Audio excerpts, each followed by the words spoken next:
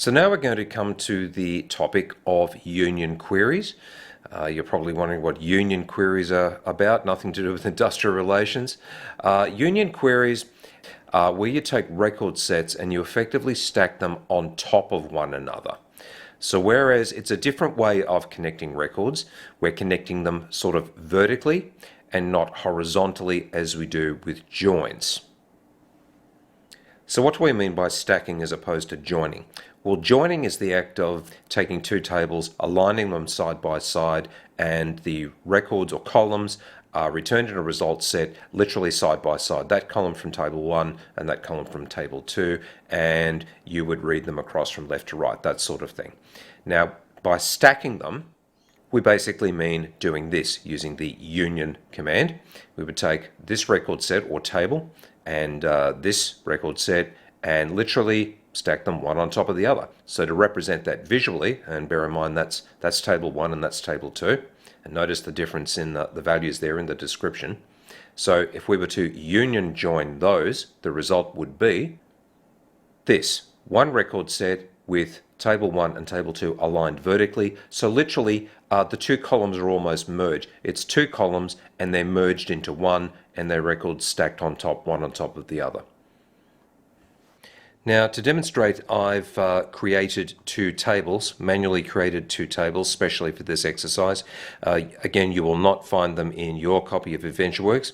So I've called them Table 1 and Table 2, and they're very simple. They have two columns, a prime key and a details column, which is just a varchar.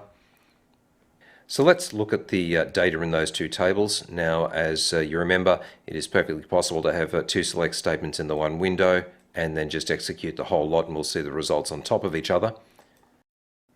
So as you can see, table 1 simply has those three rows with the details A, B, C, and table 2 has A and X, Y, Z. Now, to create a union, it is very, very simple. We just have two selects and we simply put them together with one command, union. And as a result, we have both sets of data stacked one on top of the other. Now, there are actually two union commands that are similar but different in a critical way. One is union, one is union all. Well, let's do union all and see what happens. Well, that looks pretty identical. So what is the actual difference between union and union all? Well, the difference between union and union all is union eliminates duplicates.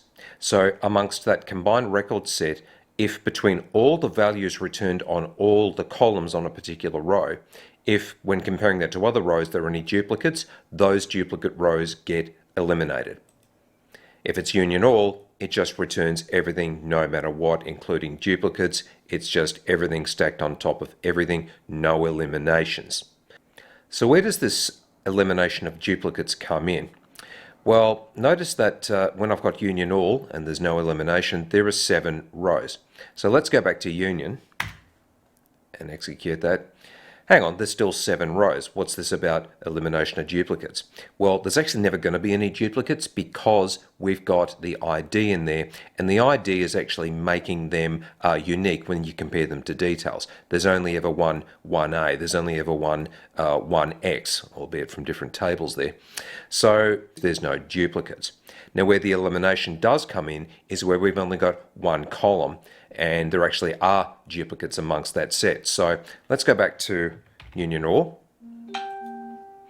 But this time, let's just select the details column.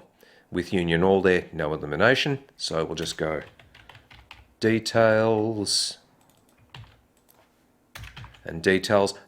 So let's just check this out. Okay, we've got 7 rows, no eliminations. But if I go union, what's just happened? We've only got 6. Because remember, there was 2 A's there, one from table 1 and one from table 2. Now there's only 1. So that's the elimination. So in my opinion, I have only ever used in practice I've only ever used union all. I'm really not comfortable with union and eliminating duplicates. If it eliminates duplicates, there's a chance you're not going to know what's being eliminated and you may actually want those duplicates. So personally, I would return everything. So I'm going to go back to everything here. And if you need to eliminate duplicates, there's another technique you can use using grouping. Grouping we'll do in a later lesson. So grouping, you get to have a bit more control over what duplicates you eliminate. So for the rest of this course, I am going to use union all. And in the course of your work, I would recommend using union all because that's what I've always used throughout my entire career. Now, when using union sets, there's a few rules. So we'll go through the rules governing unions and give examples. Rule number one is that within each union set, each set has to have the same number of columns. So I'm going to put it back to the way I was selecting all columns from my two tables here.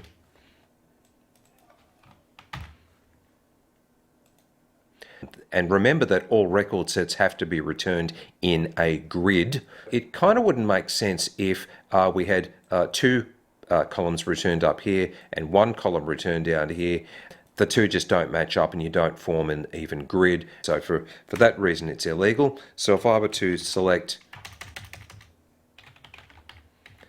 both columns up here and only one column down here, I get an error. All queries combined with union, intersect, or except operator must have an equal number of expressions in their target lists. So we better put things back the way they were. So, and there we go. Two columns, all good. So let's come to rule number two. The order by clause has to be at the very end. Now the thing about a unioned query is that we're basically taking this big chunk of select statements and we're treating it as one big combined set. So as with order by clauses, the order by is applied to the entire set. It takes all the rows and orders them. So it kind of wouldn't make sense for us to have like one order here and one order there. It just doesn't work. So if we go and try and execute that, we get an error. Incorrect syntax near the keyword union because the query's gone, well, hang on, there's a union, and what's this? That's order bys don't work into the scheme of things. I don't expect that, so we're getting an error. So we'll just get rid of that. So we'll just go order by, and there we go. So the order by clause, just to point out, is as clauses go, that is the only one that is subject to that stipulation that it must be down the bottom in a union set. All the other clauses aren't subject to that rule and they can stay within their set. For example, if I want to apply a where clause to that set, I'm perfectly free to do so, and I put it in the usual place. I can put a where clause down here in this set as well. The from clause, I can join that to other tables in that set. I can join that to 5 tables if I want to. I don't have to join down here. I can have functions up here and functions up and no functions down here. As long as it's subject to other rules about the number of columns, and we'll come to that in a minute, I'm perfectly free to do so. So that order by thing about being down the bottom, that's the only clause subject to that. Other than that, you can arrange your individual select clauses as you see fit. So let's come to our next rule. The top row determines the column names. So we actually saw an example of that with our order by clause. So let's go back to that. Now notice in our order by clause here, I said order by T1 ID. That's order by the prime key of table 1. I didn't say table 2. What happens if I use table 2? We get an error. The multi-part identifier T2 ID cannot be bound. The reason being, and I'll fix my query and explain. The reason being is that it doesn't know anything about T2.ID is because in this set, there is no T2 ID, there is only a T1 ID. That is called T1 ID. That is called T1.details. It's not T2 because as far as the combined set is concerned, there is no T2. The name or the table prefix are T1 because T1 is the union set that is at the top. The union set that is at the top literally sets the rules as to column names. Now, I'm going to give you another example. Let's say I won't have my star, I will select the actual column names. Again, perfectly legitimate. We can actually give columns, native column names, other expression names. For example, I can take my details and I can give that the alias my details. There may be, this giving native columns an alias, there may be a reason for that. You may want a nice plain English name when you supply this record set to a Crystal report, and when you drop that column as a field onto Crystal reports, you may want a plain English name for the object and for the prompt next to it. Let's have an example of what's happened here. How does this affect our union query? Check that out, my details. Again, the top record set determines the column names. Now, one thing you may have noticed is that thanks to ordering by ID, and remember that the two tables have the same ID numbers, we've actually got a bit of a mixture here. We've got some of the records from Table 1 and Table 2 mixed up. I mean, that's obviously from Table 1 and that's from Table 2, or maybe they're reversed. I actually can't tell. So it's to give us a bit more information about what record's coming from where. We can put a column in there that can identify which table it's coming from, and it's just using a constant expression. So, and then we can order by that. So let's give that a go.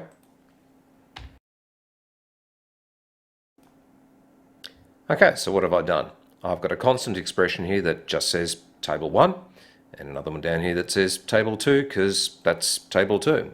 Now, we're going to order by, not by ID, but by the table name column. It gets that column from up there, and we'll just execute that. They're the ones from table 1, they're the ones from table 2, and visually that kind of makes a little bit more sense. So far we've been querying tables that have identical structures. All the columns are of the same data type. What happens if we query a union query of two tables that have slightly different data types? Well, that brings us to rule number 4. The column types should be the same. They should be the same. They don't have to be the same. Let's take an example of one where the column names actually are not the same and see what happens if we work in with unions. Now, over here in Object Explorer, I've actually reconfigured the tables. Table 1 now has a third column code, that is an integer. Table 2 now has a third column, again code, but this is a varchar 50. So let's have a look at the data. So I'm going to take my previous query and I'm going to reconfigure that to just query the data in these two newly reconfigured tables here. So what I'm going to do is I'm just going to remove the union clause and query them independently, and I'm just going to get rid of my fancy new column titles there, and I'm going to add the new code column, and let's just see what's going on.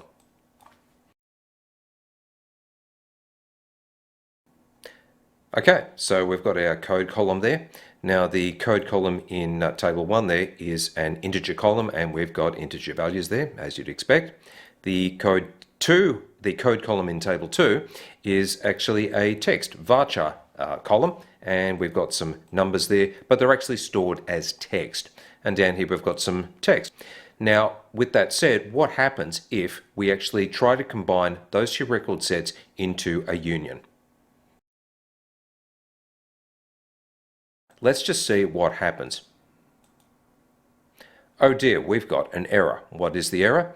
Conversion failed when converting the varchar value sumText to data type int.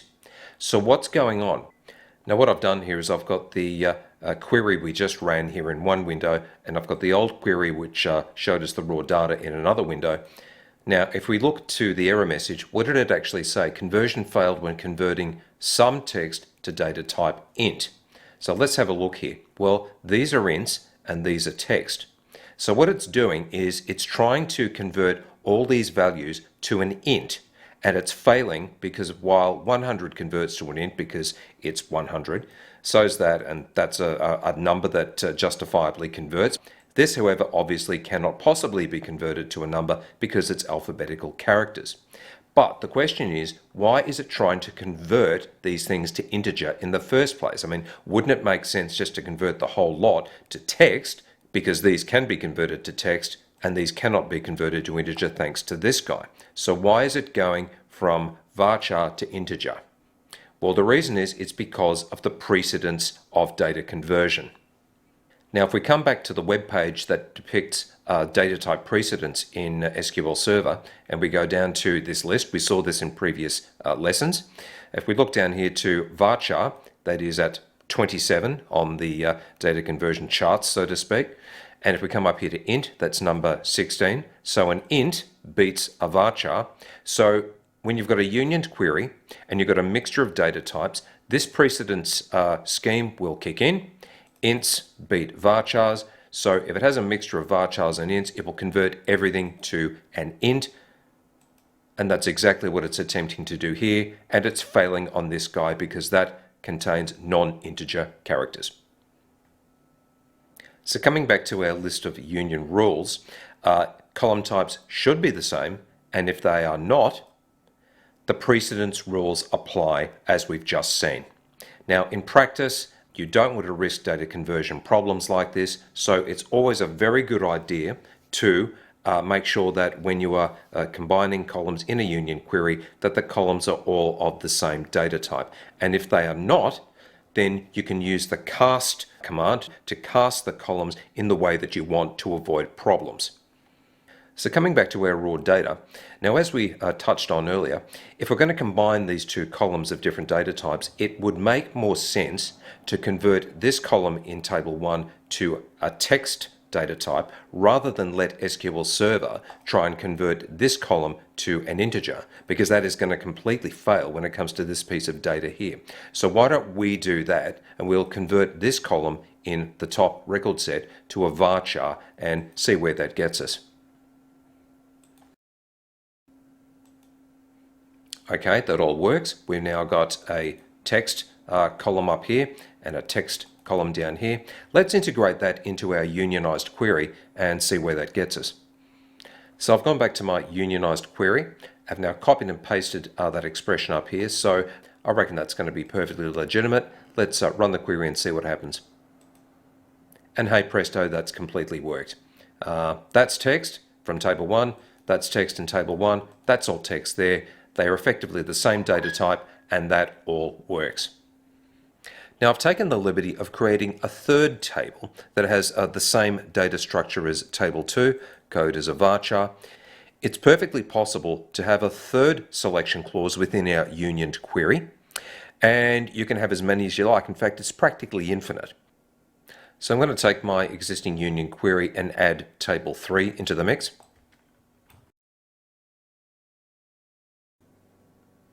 And there you go. We've got another section down here, which is all of table 3, exactly the same, and it is just another query, but it's separated with a union OR. So really you can have as many selection clauses within a unioned query as you like. The syntax is just simply selection set, union OR, selection set, union OR, selection set, as many as you like, as long as they are separated by a union OR and are subject to the other rules we've discussed. Now, earlier in the course, we learned about aliasing record sets, working with record sets, and that's going to help us out with a couple of points with this query that we see in front of us. Well, for one thing, part of the order by clause is using the ID column, and the table prefix is taken from the first selection set, and it's using T1. Visually, that's a little bit confusing. I mean, T1, we're ordering, not ordering the top T1 record set. We're ordering the whole darn thing. So having that there is kind of a little bit counterintuitive, and it's also counterintuitive when we actually don't have a table prefix for this expression column up the top here. So what we can do to sort of clean things up a bit is to put it all in a record set, and that also gives us a bit more flexibility in terms of selecting what records we want, a bit more power. So let's put all this in an aliased record set, clean it up a bit, and then have a bit of a play with it. Now bear in mind that these select statements behave like any other select statement. We could refine down the selection of data within that select statement by applying a where clause and applying a where clause there and there if we want, and that's perfectly legitimate. If we want to apply one single where clause to the entire set, record sets actually help us do that. So let's just apply a record set and see how we go.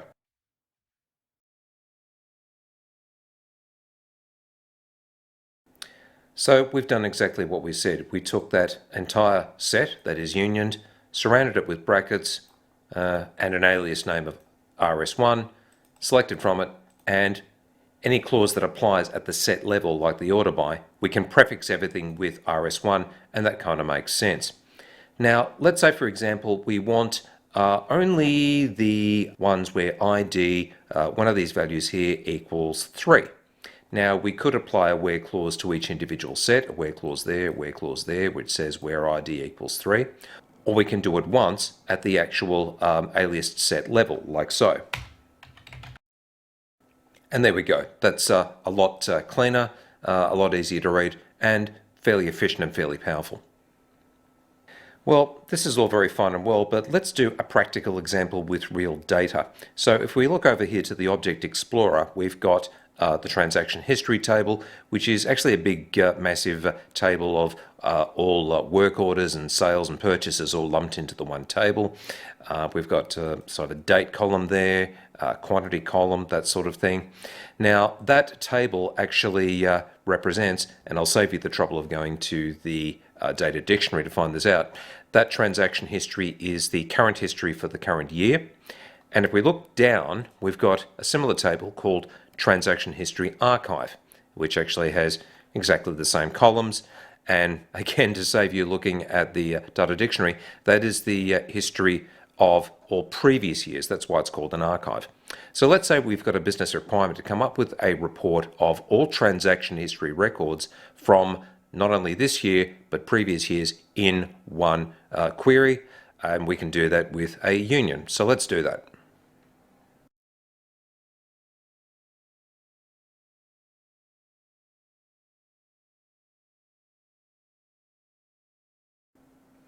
So what exactly have we done here? Well, we've queried the transaction history table here, selected some columns, the ID, the date, the quantity, that sort of thing. And we've done the same query down here, but from the archive table, and selected the same columns, combined them, and I've made up a special expression column here with a text constant. Up here is current and archive in order to distinguish the two. And that's actually really important when you're working with unioned record sets, because if we didn't have this source column, looking at the records, we probably wouldn't know what source table they were from. And if we wanted to track down the actual physical record itself to examine it in detail, looking at that, we wouldn't know where that was from unless we had that. We probably could if we're looking at the date, but let's assuming we don't know our data that well, and having that source column there absolutely helps, and will help us if you're using this for a report, a crystal report or something like that. Knowing where it comes from can actually help you make an intelligent decision about how to treat it on the report. For example, we might color that red or something if it came from the archive table. And that lets us order it by our choice of columns within the union set. And that gives us one clear combined view of records from two tables suitable for a report. So let's recap the major points of what we've learned. Try to use the union all clause wherever possible rather than just union. Union will eliminate duplicates that may not be what we want, and my personal preference is I'd rather have full control over what I eliminate by using grouping, which we'll do in a later lesson. Watch out for data type issues. Columns should be the same data type, and where they're not, watch out for data type conversion issues and use cast to get around them. Try to alias the union set because it makes the code look cleaner and gives us a bit more ability to do things with the combined union set as one unit.